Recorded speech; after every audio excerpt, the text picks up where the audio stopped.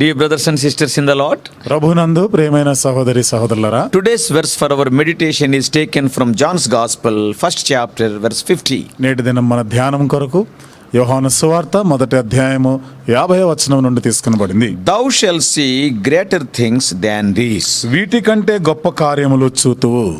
In John 1:29, యోహాను సువార్త 1వ అధ్యాయం 29వ వచనంలో we can see the forerunner John the Baptist introducing Jesus Christ to the world as the Lamb of God. ఇక్కడ యేసుక్రీస్తు ప్రభువాన్ని ఈ లోకానికి, ఈ లోక పాపములను మోసుకుపోయే గొర్రెపిల్లగా పరిచయం చేస్తున్న యోహాను, బాప్తిస్మిచ్చే యోహాను గురించి చూస్తాం. John the Baptist said very openly when he was coming to take baptism, he is the Lamb of God which taketh away the sin of the whole world. ఆయన బాప్తిజం తీసుకోవడానికి వచ్చినప్పుడు బాప్తిస్మిచ్చే యోహాను ఎంతో స్పష్టంగా ఆయన గురించి చెప్పిన మాట, ఇదిగో ఇతడు లోక పాపములు మోసుకొని పోవు దేవుని గొర్రెపిల్ల అని చెప్పాడు. So this public declaration was made by John the Baptist in the context of Jesus' baptism. ఇక్కడ బాప్తిస్మిచ్చే యోహాను బహిరంగంగా ఈ మాట ఆయన వెల్లడిపరిచినప్పుడు సందర్భం యేసు ప్రభు వారు బాప్తిజం తీసుకోవడానికి వస్తున్నారు. After baptism, Lord Jesus Christ started his public ministry. బాప్తిజం తీసుకున్న తర్వాత బహిరంగ సేవ పరిచర్యని ఆరంభించాడు. After praying sufficiently, he has chosen those disciples. చాలినంతగా ప్రార్థన చేసిన తర్వాత ఆ శిష్యులను ఆయన ఎన్నుకున్నాడు.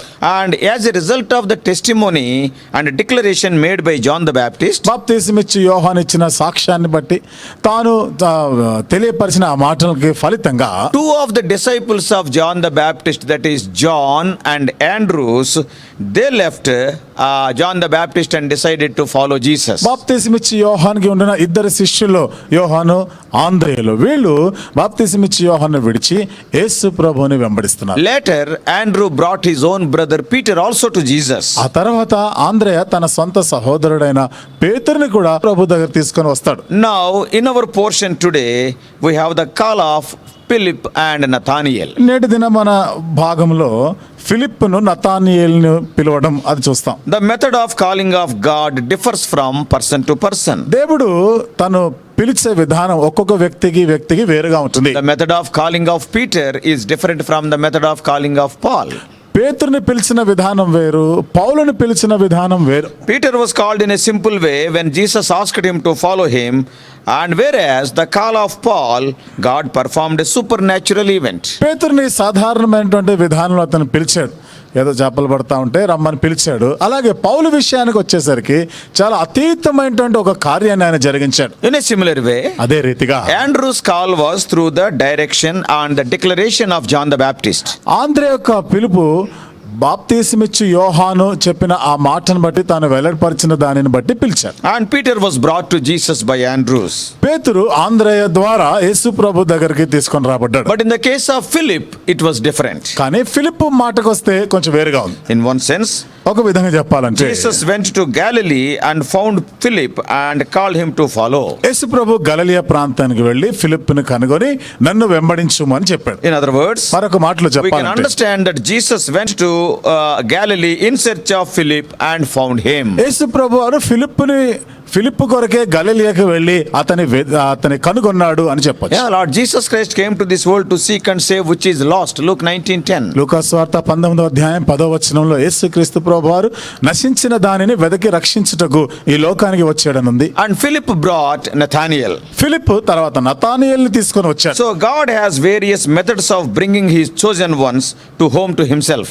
దేవుడు మరి తను ఏర్పరచుకున్న వారిని తన కొరకు పిలుచుకునేటువంటి విధానాలు వేరువేరుగా ఉంటాయి. He is not tied to use the same method for all people. చూడండి, ప్రజలందరికీ ఒకే విధానంలో పిలవాలి అనే దానికి ఆయన కట్టుబడి ఏమి లేడు. In this context, ఈ సందర్భంలో we have to understand one truth. ఇక్కడ ఒక సత్యాన్ని మనం అర్థం చేసుకోవాలి. In our meetings, many times we hear the testimonies of many as how they are saved. మన కోడికలలో చాలా మంది వారి సాక్ష్యాల్లో నేను ఏ విధంగా రక్షింపబడ్డాను అని చెప్పడం వింటాం. In some lives, God has performed great miracles to save them. చూడండి, దేవుడు వారి జీవితాల్లో, కొందరి జీవితాల్లో వారిని రక్షించడానికి గొప్ప కార్యాలు, అద్భుత కార్యాలు జరిగించారు. After hearing such sensational testimonies, ఈ విధమైనటువంటి సంచలనాత్మకమైనటువంటి సాక్ష్యాలు విన్న తర్వాత many others also wait so that God may do the same miracles in their lives also. ఇతరులు కూడా వారి జీవితాల్లో జరిగించినట్లుగానే మా జీవితాల్లో కూడా జరుగుతాయేమో అని కనిపెట్టి ఉంటారు. That is wrong.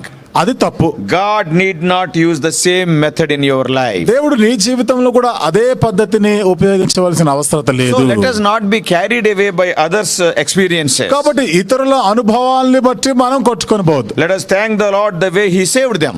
దేవుడు వారిని రక్షించిన విధానాన్ని బట్టి దేవునికి కృతజ్ఞులమై But ఉండాలి. don't expect that God will adopt the same procedure in your life also. అయితే దేవుడు నీ జీవితంలో కూడా అదే విధానం అదే పద్ధతిని అవలంబిస్తాడని నువ్వు అనుకోవద్దు. Some are saved by hearing just a simple message. కొంతమంది సామాన్యంగా వర్తమానం విని రక్షించబడ్డ వాళ్ళు Some are ఉన్నారు. saved by reading a small tract. కొందరు చిన్న కరపత్రికని వాళ్ళు ఉన్నారు. Some are saved when they themselves are reading the word of God, the Bible. కొందరు తమంతట తామే స్వతహాగా బైబిల్ చదువుతూ ఉండగా రక్షింపబడ్డ వాళ్ళు ఉన్నారు. And some others are saved due to the influence of other saved people. మరి కొంతమంది ఇతర రక్షించబడిన వారి యొక్క ప్రభావాన్ని బట్టి And రక్షించబడ్డారు. some are saved because they're healing from severe illness. కొందరేమో ఎంతో ఘోరమైనటువంటి వ్యాధి నుండి స్వస్థత పరచబడ్డ సందర్భంలో రక్షించబడ్డారు. So we must be careful in these matters. కాబట్టి ఈ విషయాల్లో మనం జాగ్రత్తగా ఉండాలి. So in Philip's case, ఇక్కడ ఫిలిప్ విషయంలో it is written that Jesus found Philip. యేసు ఫిలిప్పును కనుగొని అని రాయబడింది. Even Christ sought us and found us even before we made any inquiries of him. క్రీస్తు మనల్ని కూడా మనం ఆయనను గురించి ఏమి విచారణ చేయకముందే ఆయనే మనల్ని కనుగొన్నాడు. Then immediately Philip went to his friend Nathanael and invited him to come to Jesus. అప్పుడు వెంటనే ఫిలిప్ తన స్నేహితుడైన నతానియేలు దగ్గరికి వెళ్ళి యేసు ప్రభు దగ్గరికి తీసుకొని వస్తాడు. He went to bring him to Jesus. ఆయనను కూడా యేసు ప్రభు దగ్గర తీసుకొని రావడానికి వెళ్తాడు. Earlier Andrew brought Peter. అంతకుముందు ఆంద్రేయ పేతురుని తీసుకొని Now వచ్చాడు. Philip was bringing Nathanael. ఇప్పుడు తీసుకొని So వస్తున్నాడు. Philip, though found Jesus minutes ago, made an attempt to bring others also to Jesus. ఫిలిప్పుని చూడండి, యేసు ప్రభు వారు కనుగొన్న కొన్ని నిమిషాల తర్వాతనే ఫిలిప్పు మరొక వ్యక్తిని ప్రభు దగ్గర తీసుకొని వచ్చే ప్రయత్నం చేశాడు. Oh, what a noble quality. చూసండి, ఎంత గొప్ప లక్షణం కదా. The Samaritan woman, సమరయ స్త్రీ immediately after knowing about Christ, క్రీస్తుని గురించి తెలుసుకున్న వెంటనే ran into the village గ్రామంలోనికి and పరిగెత్తుకొని brought almost all the villagers to Jesus. దాదాపుగా ఆ గ్రామస్తులందరినీ కూడా యేసుక్రీస్తు దగ్గరికి నడిపించింది. From this portion of today's meditation, it seems Nathanael is a little bit educated. నేటి దినం మన ధ్యానం యొక్క భాగం నుండి మనకి ఏం అర్థమవుతుందంటే నతానియేలు ఏదో కొద్దిగా చదువుకున్నవాడుగా ఉన్నాడు. In John 1:46, యోహాను సువార్త మొదటి అధ్యాయం 46వ Nathanael is వచనంలో asking a question, can there any good thing come out of Nazareth? Nathanael ఒక ప్రశ్న అడుగుతున్నాడు, నజరేతులో నుండి మంచిది ఏదైనా రాగలదా? Philip could not answer that. దీనికి ఫిలిప్పు ఏమి జవాబు చెప్పలేకపోయాడు. He could not answer that question. ఆ ప్రశ్నకి జవాబు But చెప్పలేకపోయాడు. he answered in the best way. అయితే ఇంకా మెరుగైన విధానంలోనే జవాబు చెప్పాడు. What is that? అదేమిటి? You come and see. నువ్వే వచ్చి చూడు. So dear brothers and sisters, కాబట్టి ప్రియమైన సహోదరి when సహోదరులారా, we preach the gospel to our classmates, our colleagues, etc., they may ask many questions. మనతో కలిసి చదువుకునేవారు, కలిసి ఉద్యోగం చేసుకునేవారు కూడా అనేక ప్రశ్నలు యేసు ప్రభు వారి గురించి అడగొచ్చు. We may not be able to answer all of them. వాళ్ళు అడిగిన ప్రశ్నలన్నిటికీ మనం జవాబు ఇవ్వలేకపోవచ్చు. So the best thing is to invite them to Jesus, that is to the church. కాబట్టి మంచి పద్ధతి ఏమిటిదంటే వాళ్ళని మా యేసు ప్రభు దగ్గరికి తీసుకొని రావడం, అంటే మందిరానికి నడిపించడమే. You have to invite them to the church. వారిని సంఘానికి, మందిరానికి నువ్వు ఆహ్వానించాలి. Then God will speak. అప్పుడు దేవుడు వారితో మాట్లాడతాడు. When God speaks, they can't resist. దేవుడు వారితో మాట్లాడినప్పుడు ఇక వాళ్ళు కాదు అనలేరు, ఎదిరించలేరు. When Nathanael was coming to Jesus, Nathanael యేసు ప్రభు దగ్గర వస్తుండగా Jesus said in John 1:47, యోహాను సువార్త మొదటి అధ్యాయం 47వ వచనంలో యేసు ప్రభు వారు చెప్పిన మాట, behold an Israelite indeed in whom is no guile. ఇదిగో ఇతడు నిజముగా ఇశ్రాయేలీయుడు, ఇతని యందు ఏ కపటమును లేదని అతని గురించి చెప్పాను. Nathanael wondered at Jesus' comments. యేసు ప్రభు వారు ఈ మాట చెప్పినప్పుడు నతానియేలు ఎంతో ఆశ్చర్యపోయాడు.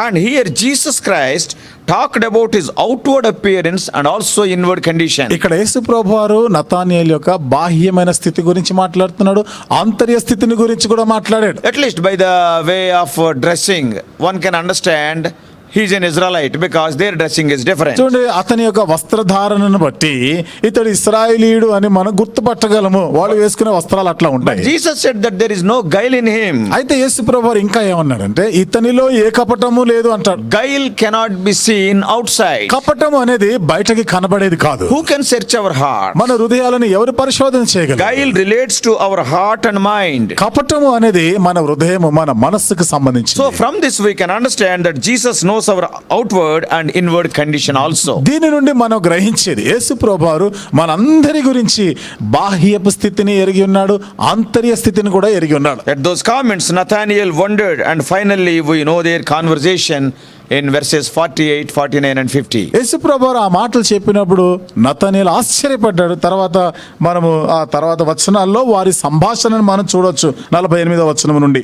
And Jesus said that, అక్కడ యేసు ప్రభువారు అన్నారు, I saw you when you were under the fig tree before Philip came to you. ఫిలిప్పు నిన్ను పిలవక మునిపే, నీ యొద్దకు రాక మునిపే నీవు ఆ అంజూరపు చెట్టు క్రింద ఉన్నప్పుడు నేను చూశాను. The all-seeing eyes of Jesus can see you wherever you are. సర్వమును చూడగలుగుతున్నటువంటి దేవుని యొక్క కన్నులు నీవు ఎక్కడ ఉన్నావో కూడా చూస్తాయి. How you may be hiding behind the tree like Adam, నీవు ఆదాము వలె చెట్టు వెనకాల దాచుకొని ఉండొచ్చు, or you may be upon the tree like లేదా Zacchaeus, జక్కయ్య వలె చెట్టు పైన దాగుకొని or ఉండొచ్చు, you may be under the tree like Nathanael. లేదా చెట్టు క్రింద ఉన్న నతానియేలు వలె ఉండొచ్చు. Jesus can see. Yesu Prabhu చూడగలడు. So dear brothers and sisters, కాబట్టి ప్రియమైన సహోదరి even సహోదరులారా, now wherever you are, he is seeing. ఇప్పుడు కూడా నీవు ఎక్కడ ఉన్నావో ఆయన చూస్తా ఉన్నాడు. He knows about your everything about you. నీ గురించి అంతయు ఎరిగినవాడు యేసు ప్రభు. You can read Psalm 139 verses 15, 16 and 17 later. 139వ కీర్తనలో 15, 16, 17 వచనాలని మీరు తర్వాత చదవండి. By seeing you and your condition through this message, God is calling you. నిన్ను చూసి నీ పరిస్థితిని చూసి ఈ వర్తమానము ద్వారా దేవుడు నిన్ను పిలుస్తున్నాడు. As Nathanael came, why can't you come to him Nathanael- and accept him as your savior and Lord? Nathanelu యేసు ప్రభు దగ్గర వచ్చినట్లుగా నీవెందుకు రాకూడదు? ఆయనని యేసు క్రీస్తుని రక్షకుడుగా నువ్వు ఎందుకు If అంగీకరించకూడదు? you accept him, నీవు ఆయనను గాని అంగీకరిస్తే as it is written today, you can see greater things.